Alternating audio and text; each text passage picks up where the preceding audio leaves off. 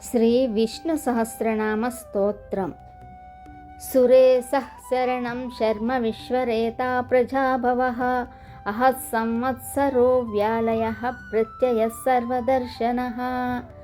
అర్థం: శుభములు ప్రసాదించు దేవతలకు ప్రభువుగా, దుఃఖార్తులను బ్రోచువాడు, వారి ఆర్తిని హరించువాడు, రక్షించువాడు, పరమానంద స్వరూపుడు, సృష్టికంతటికి తానే బీజస్థానమునందుండువాడు, ప్రజోత్పత్తికి కారణభూతుడు, స్వప్రకాశ స్వరూపుడు, జ్ఞానమును ప్రసాదించువాడు, దేశకాలాదులను తన చేతే ఉత్పన్నమగుట చేతను